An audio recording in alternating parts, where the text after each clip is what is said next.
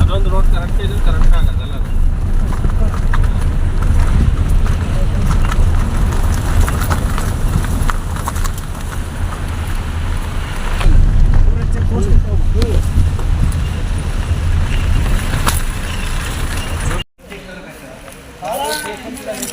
ನಮ್ಮ ಫೋಟೋ ಇಲ್ದಿರೋ ಪರವಾಗಿಲ್ಲ, ನಮ್ಮ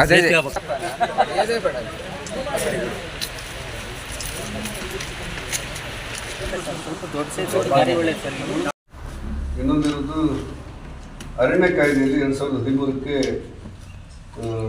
ಕೊಟ್ಟಿರುವಂಥ ಹಕ್ಕುಪತ್ರಗಳು ನಿಲುಗಡೆಯಾಗಿದೆ. ಅರಣ್ಯ ಕಾಯ್ದೆಯಲ್ಲಿ ಇದನ್ನು ಕೊಡಿ ಅಂತ ಹೇಳಿದ್ದೀವಿ. ಅದನ್ನು ನಾವು ಯಾವ ರೀತಿ ಮಾಡಬೇಕು ಅಂತ ಯೋಚನೆ ಮಾಡ್ತೀವಿ. ಬೆಳೆ ಹಾನಿ ಬಗ್ಗೆ ಕೊಟ್ಟಿದ್ದೀವಿ. ಕಳಸ ಮುಖಾಂತರ ಮಾರ್ಗವಾಗಿ ಬೆಂಗಳೂರು ಸಂಪರ್ಕ ರಸ್ತೆ ಬಗ್ಗೆ ಮತ್ತು ಕೆಲವರು ಹಕ್ಕುಪತ್ರಗಳಿಲ್ಲ ಅಂತ ಹೇಳಿ ಭಾಳ ವರ್ಷಗಳಾಯಿತು ನಮ್ಮಲ್ಲಿ ನಮ್ಮ ಹಕ್ಕುಪತ್ರಗಳು ಕೊಟ್ಟಿಲ್ಲ ಅಂತ ಹೇಳಿದ್ದಾರೆ. ಈ ಹಕ್ಕುಪತ್ರಗಳನ್ನು ರೆವಿನ್ಯೂ ಲ್ಯಾಂಡ್ ಆದರೆ ನಾವು ಕೊಡಬೇಕಾಗುತ್ತೆ. ತಕ್ಷಣದಲ್ಲಿ ಸೂಚನೆ ಕೊಟ್ಟಿದ್ದೆ. ಇನ್ನೊಂದು ವಾರದಲ್ಲಿ ನಾನು ಬರುವಾಗ ನಾವೆಲ್ಲ ಮಾಹಿತಿ ತರಬೇಕು ಅಂತೇಳಿ. ಇನ್ನು ಕುಡಿಯೋ ನೀರಿನ ಬಗ್ಗೆ ಕೆಲವು ಮಹಿಳೆಯರೆಲ್ಲ ಅಲ್ಲಿ ಅರ್ಜಿ ಕೊಟ್ಟಿದ್ದಾರೆ, ನೋಡ್ತಾರೆ.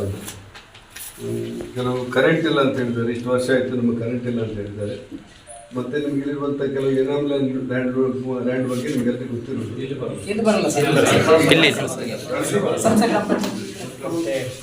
ಒಟ್ಟು ಇದನ್ನೆಲ್ಲವನ್ನು ನಾವು ಯಾರಾದರೂ ನೋವಿಂದ ಮಾತಾಡಿಕೊಂಡ ಒಂದು ಶತ್ರುಗಳಂತೇಳಿ ನಾವು ಯಾರಾದರೂ ಭಾವಿಸಬಾರ್ದು. ಯಾಕಂದರೆ ಅವರವ್ರ ನೋವನ್ನು ಅವ್ರವ್ರು ಹೇಳ್ಕೊಳ್ತಾರೆ, ಅವ್ರವ್ರ ಕಷ್ಟಗಳು ಕೂಡ ಜಿಲ್ಲೆಯಲ್ಲಿ ಅಧಿಕಾರಿಗಳನ್ನು ಕೂಡ ಅವ್ರ ಸಮಸ್ಯೆಗಳು ಹೇಳಿದಾಗ ನಾವು ತಾಳ್ಮೆ ಒಂದು ಸರ್ತಿ ಕೇಳಿ ಅದು ಪರಿಹಾರ ಮಾಡಬೇಕು. ಅದರ ಅರ್ಥ ಅವರಿಗೆ ಸಮಸ್ಯೆ ಇದ್ದರೆ ಅವರೇ ಸಮಸ್ಯೆ ಮಾಡಿದರೆ ನಾವು ಅವ್ರ ಮೇಲೆ ಕ್ರಮ ತಗೊಳ್ಬೇಕು, ಅದ್ರಲ್ಲಿ ವಾದ ಇಲ್ಲ.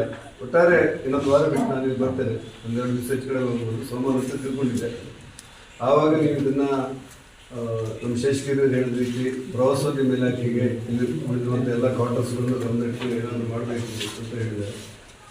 ಕೇಂದ್ರದಿಂದ ಬರುವಂಥದ್ದು ನನಗೆ ಮುಖ್ಯವಾಗಿ ಬರುವಂಥದ್ದು ರಾಷ್ಟ್ರೀಯ ಹೆದ್ದಾರಿ. ಕೆಲವು ಕಡೆ ರಾಷ್ಟ್ರೀಯ ಹೆದ್ದಾರಿ ಎಸ್ಟಿಮೇಟ್ ಆಗಿದೆ. ನೀವು ಹೇಳಿದಾಗೆ ಕೆಲವರು ಮೇಲ್ದರ್ಜೆಗೇರಿಸಿದ್ದಾರೆ. ಕೆಲವುದಿನ್ನೂ ಕೂಡ ಅರಣ್ಯ ಸಂಬಂಧಪಟ್ಟಂತೆ ನೆರವಿಗೆ ಬಿದ್ದಿದೆ. ಶೃಂಗೇರಿ ನಿಮ್ಮ ಆಗುಂಬೆಯಿಂದ ಪ್ರಾರಂಭವಾಗಿ ಈ ಚಿಕ್ಕಮಗಳೂರಿಗೆ ಬರುವವರೆಗಿನ ರಾಷ್ಟ್ರೀಯ ಹೆದ್ದಾರಿಗಳು ನಾವು ನೋಡಿದರೆ ಏನಾಗಿದೆ ಅಂತ ನಮ್ಗೆ ಗೊತ್ತಾಗುತ್ತೆ. ಮತ್ತು BSN ಟವರ್ಗಳ ಬಗ್ಗೆ ಇದೆ. ಒಂದು 3-4 ಮನೆಯವರು ಸೇರಿ ನನಗೊಂದು BSN ಟವರ್ ಕೊಡಿ ಅಂತ ಹೇಳಿದರೆ ಕಷ್ಟ. ಆದರೆ 140-150 ಮನೆಗೆ ಒಂದು ಮಿನಿ BSN ಟವರ್ ಹತ್ರ ಹಾಕಬೇಕಾದಂಥ ಅನಿವಾರ್ಯತೆಗಳು ನಮ್ಮದಿದೆ. ಭವಿಷ್ಯ ಕೇವಲ ಹೋಗಿರೋದ್ರಿಂದ ಇದನ್ನು ರಾಷ್ಟ್ರೀಯ ಹೆದ್ದಾರಿ, BSNL ಟವರ್ಗಳು ಮತ್ತು ಇನ್ನಿತರ ಕೆಲವು ಕೇಂದ್ರ ಸರ್ಕಾರದ ಕೆಲವು ಯೋಜನೆಗಳಿರುತ್ತೆ. ಅದನ್ನೆಲ್ಲ ಮಾಡಲಿಕ್ಕೆ ನನ್ನ ಕೆಲವೆಲ್ಲ ಪ್ರಯತ್ನ ಮಾಡ್ತೇನೆ.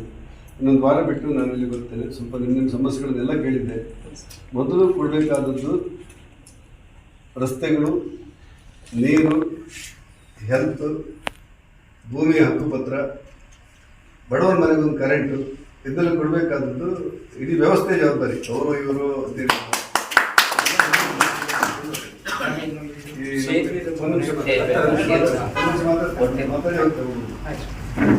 ನಡೆಯುವ ದಾರಿ, ಕುಡಿಯುವ ನೀರು ಇದನ್ನೆಲ್ಲ ರಾಜಕಾರಣದ ಇರಬಾರ್ದು ಅಂತೇಳಿ ನಮ್ಮ ಹಿರಿಯರೆಲ್ಲ ಹೇಳಿದ್ದಾರೆ. ಹಾಗಾಗಿ ಎಲ್ಲ ಅಧಿಕಾರಿಗಳಲ್ಲೂ ಕೂಡ ನಾನು ಹೇಳಿದ್ದೆ. ಬಹುಶಃ ಸೋಮವಾರ ಅಂತ ತಿಳ್ಕೊಂಡಿದ್ದೆ. ಮಂಗಳವಾರ ಬುಧವಾರದೊಳಗೆ ಜಿಲ್ಲಾಧಿಕಾರಿಗಳ ಸಮಯ ನೋಡಿ ಆ ಕುದುರೆಮುಖದಲ್ಲಿರುವಂಥ ಕಂಪನಿಯನ್ನು ಕರಿಬೇಕು ಅಂತ ಹೇಳಿದ್ದೆ. ಕ್ಲೀನಪ್ ಇಂಜಿನಿಯರ್ನು ಕರೀತೇವೆ.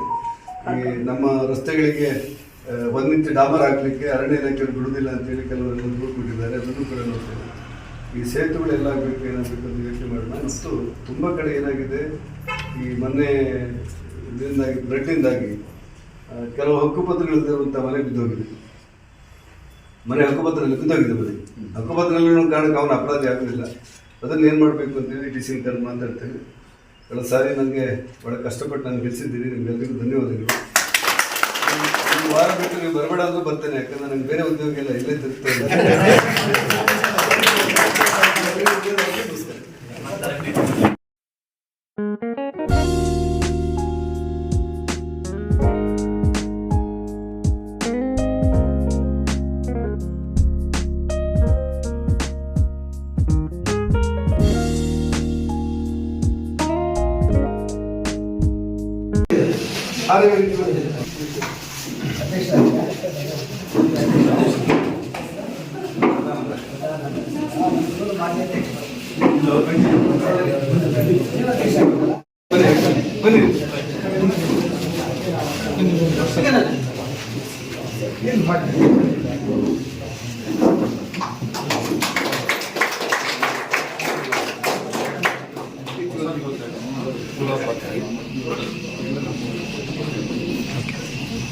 ನಡೆಸಲು ನಮ್ಮ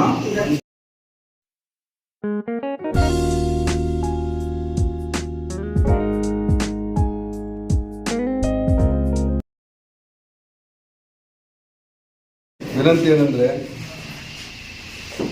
ಭಾಳ ದಿವಸ ಹಿಂದೆ ಬರಬೇಕಾಗಿತ್ತು, ಬರೋ ತಡ ಆಗಿದೆ. ಪಾರ್ಲಿಮೆಂಟ್ ನಡೀತಾ ಇತ್ತು. ಸಾಮಾನ್ಯವಾಗಿ ಗ್ರಾಮ ಪಂಚಾಯಿತಿಗಳಲ್ಲಿ ಭೇಟಿ ಕೊಟ್ಟಾಗ ನಮ್ಮ ಕಣ್ಮುಂದೆ ಬರೋದು, ನಮಗಿನ್ನು ಕುಡಿಲಿಕ್ಕೆ ನೀರಿಲ್ಲ ಅನ್ನೋರು ಕೆಲವರಿದ್ದಾರೆ, ಕೆಲವರಿಗೆ ಇನ್ನೂ ಕೂಡ ನಮ್ಮ ಭೂಮಿ ನಮ್ಮ ಹೆಸರಿಗೆ ಆಗಿಲ್ಲ ಅನ್ನೋರಿದ್ದಾರೆ. ನಾನು ಇನ್ನೊಂದು ಸರ್ತಿ ಬರ್ತೇನೆ, ಬರುವಾಗ 1 ಗಂಟೆ ಸಮಯ ನಿಮ್ಮ ಬಾಳೆಹೊಳೆ ಗ್ರಾಮ ಪಂಚಾಯತಿ ಕೊಡ್ತೇವೆ. ಆವಾಗ ನಿಮ್ಮ ವಿಲೇಜ್ ಅಕೌಂಟೆಂಟು ನೀವು ಕೂರ್ಬಿಡಿ.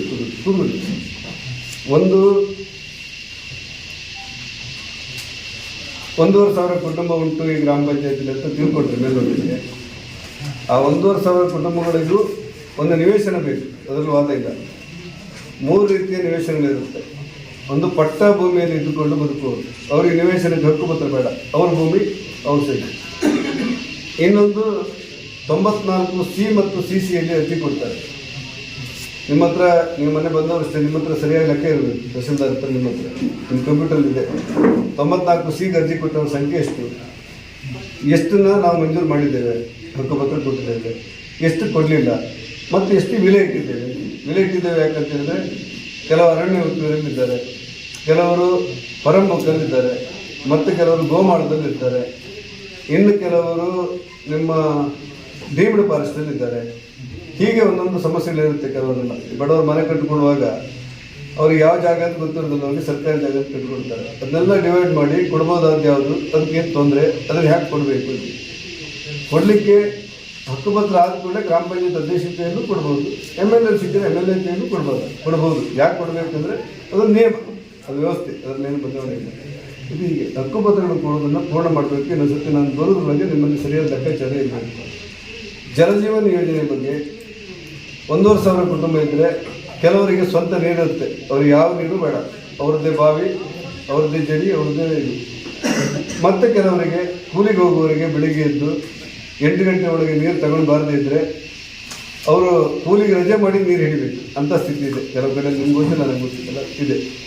ಅಂಥವರಿಗೋಸ್ಕರ ಜಲಜೀವನ ಯೋಜನೆ ಅಂತ ಮಾಡಿರ್ತಾರೆ. ಮನೆ ಮನೆಗೆ ನಲ್ಲಿ ಹಾಕುವಂಥ ಯೋಜನೆ.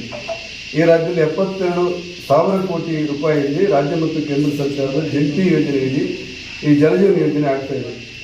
ಇದನ್ನು ಪ್ರತಿ ಮನೆಗೆ ತಲುಪಿಸೋದು ನಮ್ಮ ಗ್ರಾಮ ಪಂಚಾಯತಿನ ಗುರಿ. ನಿಮ್ಮಲ್ಲಿ ಇಂಜಿನಿಯರ್ ಪಂಚಾಯತ್ ಅಧ್ಯಕ್ಷರ ಮಾತು ಕೇಳದಿರುವುದು ಸತ್ಯ. ನೀವು KDP ಸಭೆ ಕರೆದಾಗ ನೀವು ಸಣ್ಣವರಾಗ್ತೀರಿ, ಅವರೆಲ್ಲ ದೊಡ್ಡವರಾಗ್ತಾರೆ ಅಲ್ವಾ. ನೀವು ತಾಲೂಕು, ನೀವು C ದರ್ಜೆ ಅಧಿಕಾರಿಗಳು, ಅವರೆಲ್ಲ B ದರ್ಜೆ ಅಧಿಕಾರಿ. ನಿಮ್ಮ ಮಾತು ಕೇಳೋದಿಲ್ಲ ಅಂತೇಳಿ ನಿಮಗೆ ಕೆಲವು ಸಮಸ್ಯೆ ಇದೆ, ಇಲ್ಲ ಅಂತೇಳಿಲ್ಲ. ಆದರೆ KDP ಸಭೆ ಹೇಗೆ ಮಾಡಬೇಕು ಅಂತೇಳಿ ಯೋಚನೆ ಮಾಡೋಣ. MLA ಹತ್ರ ಮಾತಾಡಿ MLA ಇವಾಗಲೇ ಮಾಡಲಿಕ್ಕೆ ಏನಾದ್ರು ತಿದ್ದುಪಡಿ ಮಾಡ್ಬೋದಾ ಅಂತ ಯೋಚನೆ ಮಾಡೋಣ. ಹಾಗೆ ಮಾಡೋದ್ರಿಂದ ನಿಮ್ಗೆ ಕೆಲವು ಅಧಿಕಾರಕ್ಕೆ ಮಾಡ್ತಾರೆ. ಜಲಜೀವನ ಯೋಜನೆ ಎಷ್ಟು ಟೆಂಡರ್ ಆಗಿದೆ, ಏನಾಗಿದೆ ಅನ್ನುವಂಥ ನಿಖರವಾದಂಥ ಅಂಕೆಲ್ಲ ನಾನಿದೆ. ಅದು ಗಲಾಟೆ ಮಾಡಿ ಅಂತೇಳಿ ಅಲ್ಲ, ಕೇಳಲಿಕ್ಕೆ ನಿಮ್ಗೆ ಹಕ್ಕುಂಟು ಪಂಚಾಯತ್ ಅಧ್ಯಕ್ಷರಿಗೆ. ಈ ಹಿನ್ನೆಲೆಯಲ್ಲಿ ನಾವು ಜಲಜೀವನ ಯೋಜನೆಯನ್ನು ನೋಡಬೇಕು. ತುಂಬ ಜನ ಇಂಟರ್ನೆಟ್ ಇಲ್ಲ, ಇದಕ್ಕೆ ಯಾವುದಕ್ಕೆ ಟವರ್ ಇಲ್ಲ ಅಂತ ಹೇಳಿದ್ದಾರೆ. ಟವರ್ ಇರಲಿಕ್ಕೆ ಒಂದು ನಮಗೆ ಗೊತ್ತಿರಲಿ. ಈಗ ಸುಮ್ಮನೆ ಇಂಪ್ರೂವ್ ಮಿನಿ ಟವರ್ ಮಾಡಿರ್ತಾರೆ, ಅದನ್ನೇನಂತ ಮಾಡೋಣ. ಟವರ್ ಕೆಲವರಿಗೆ ಅನಿವಾರ್ಯ, ಕೆಲವರಿಗೆ ತುಂಬ ಅಗತ್ಯ ಇಲ್ಲ. ಕೆಲವರಿಗೆ ಹಕ್ಕುಪತ್ರ ಅನಿವಾರ್ಯ, ಕೆಲವರಿಗೆ ಕುಡಿಯುವ ನೀರು ಅನಿವಾರ್ಯ, ಕೆಲವರಿಗೆ ರೇಷನ್ ಕಾರ್ಡ್ ಇಲ್ಲದಿದ್ದರೆ ಅದು ಸಮಸ್ಯೆಗಳು, ಇದೆಲ್ಲ ಇರುತ್ತೆ. ಪ್ರತಿ ಒಂದೊಂದು ಮನೆಯನ್ನು ಕೂಡ ಚೆಕ್ ಮಾಡಿ ನಾವು ಬೇಕಾದಂಥ ಯೋಜನೆ ಮತ್ತು ಯೋಚನೆಯನ್ನು ನಾವು ರೂಪಿಸಬೇಕಾದಂಥ ಅಗತ್ಯಗಳಿದೆ. 5 ಕೋಟಿ ಬರುತ್ತೆ, 4 ಕೋಟಿ ಬಿಡುಗಡೆ ಮಾಡಿದ್ದಾರೆ. ಅದನ್ನು ಒಂದೊಂದು ವಿಧಾನಸಭಾ ಕ್ಷೇತ್ರಕ್ಕೆ 55 ಲಕ್ಷ ಕೊಟ್ಟಿದೆ. ಈ ಕೆಲವರು ಹೇಳಿದ ಒಂದು ರಸ್ತೆಗೆ 50 ಲಕ್ಷ ಕೊಟ್ಟರು ಕಷ್ಟ. ಕೆಲವರು ಇಲ್ಲಿ ಕೊಟ್ಟ ರಸ್ತೆ ಇದೆಯಲ್ಲ, ಒಂದೇ ರಸ್ತೆಗೆ 50 ಲಕ್ಷ ಕೊಟ್ಟರು ಕೂಡ ಇಡೀ ರಸ್ತೆ ಆಗೋದಿಲ್ಲ, ಅದು ಇದೆ. ಈ ವ್ಯವಸ್ಥೆಯಲ್ಲಿ ಒಂದೊಂದೇ ಪ್ರಾಸೆಸ್ ಆಧಾರದಲ್ಲಿ ತಗೊಳ್ಬೇಕು. ಮತ್ತು ಗ್ರಾಮ ಸಡಕಲ್ಲಿ ಸೇರಿಸಲಿಕ್ಕೆ ಯಾವುದೇ ಸಾಧ್ಯವಂತೂ ಅದನ್ನೆಲ್ಲ ಮಾಡ್ತೇನೆ.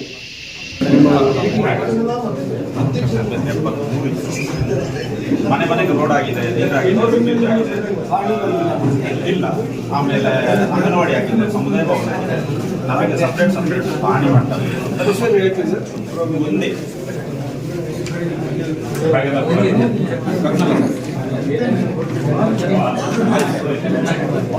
ನಮ್ಗೆ ಅದೊಂದು ಬೇಡ.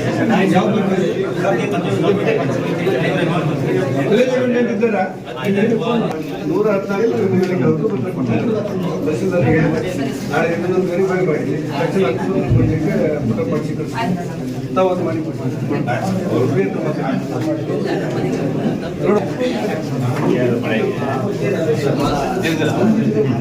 ಜೊತೆ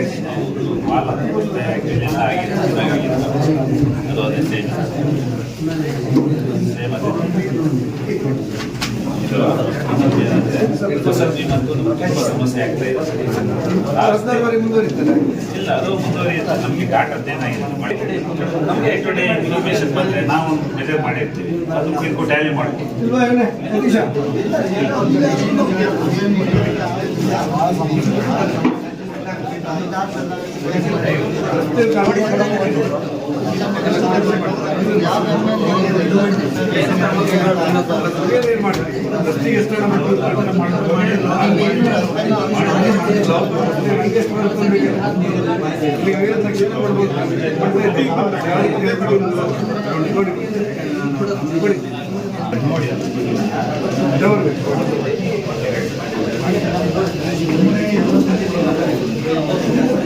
ಧನ್ಯವಾದಗಳು.